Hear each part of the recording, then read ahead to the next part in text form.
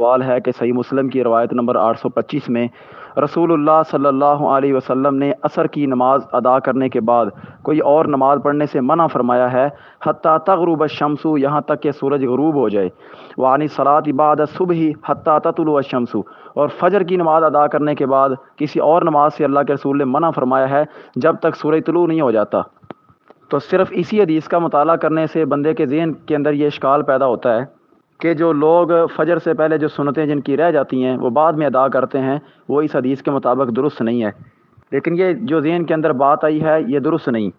کیونکہ دیکھیں مسئلہ صرف ایک حدیث کو دیکھ کر نہیں نکالا جاتا، تمام احادیث کو جمع کیا جاتا ہے، پھر مسئلہ اخذ کیا جاتا ہے۔ عصر کی جماعت کے بعد اور فجر کی نماز ادا کرنے کے بعد بندہ عام نوافل ادا نہیں کر سکتا، اس سے گریز کرنا چاہیے۔ باقی اگر بندے کی فجر کی سنتیں رہتی ہیں وہ جماعت کے بعد ادا کر سکتا ہے۔ اس کی دلیل کے لیے دیکھیے جامع ترمذی کی 422 نمبر روایت، سیدنا قیس رضی اللہ تعالیٰ عنہ بیان کرتے ہیں خارج رسول اللہ صلی اللہ علیہ وسلم، نبی علیہ الصلوۃ والسلام نماز پڑھانے کے لیے نکلے، فاقیمت الصلاۃ، نماز کی اقامت کہی گئی، فصلیت معہ الصبح، یعنی کہتے ہیں کہ میں نے نبی صلی اللہ علیہ وسلم کے ساتھ صبح کی نماز پڑھی، ثم انصرف النبی صلی اللہ علیہ وسلم،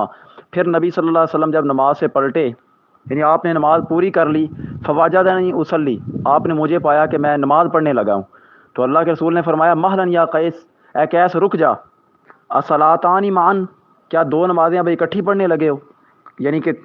ایک اور نماز پڑھنے لگے ہو؟ تو میں نے کہا انی لم اکن رکعتی الفجر، اللہ کے رسول میں فجر سے پہلے دو سنتیں ادا نہیں کر سکا۔ قالا، تو اللہ کے رسول نے فرمایا فلا اذن، تو پھر کوئی حرج نہیں۔ اب یہ روایت جامع ترمذی میں 422 نمبر ہے، سنن ابن ماجہ کے اندر 1154 نمبر ہے، شیخ البانی رحمہ اللہ نے بھی اس کو صحیح قرار دیا ہے، شیخ شعیب ارناؤت رحمہ اللہ نے بھی اس کو صحیح قرار دیا ہے۔ اب آپ ان دونوں حدیثوں کو اگر ملائیں گے تو پھر مسئلہ اخذ ہوگا کہ فجر کی نماز ادا کرنے کے بعد بندہ اگر اس کی رکعتیں دو سنتیں رہ گئی ہیں تو وہ پڑھ سکتا ہے، باقی اس کے علاوہ اس کو نوافل پڑھنے سے گریز کرنا چاہیے جب تک سورج طلوع نہیں ہو جاتا، اور جب طلوع ہو رہا ہو تب نہیں پڑھنی، جب صحیح طرح طلوع نہیں ہو جاتا تب تک بندے کو نوافل سے گریز کرنا چاہیے۔ ایک تو فجر کی سنتوں کی قضائی کا یہ طریقہ ہے کہ فوراً جماعت کے بعد، اسی طرح بندہ سورج کے طلوع ہونے کے بعد بھی اس کی قضائی دے سکتا ہے، جس کی دلیل جامع ترمذی کے اندر 423 نمبر روایت ہے، اللہ کے رسول نے فرمایا من لم یصلی رکعتی الفجر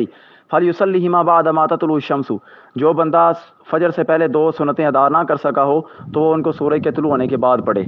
تو فجر کی دونوں سنتوں کی قضائی دونوں طرح ہی درست ہے، فوراً جماعت کے بعد بھی درست ہے اور سورج کے طلوع ہونے کے بعد بھی درست ہے۔ اس طرح تمام احادیث پر عمل ہو جائے گا۔ ھذا ما عندی واللہ اعلم بالصواب۔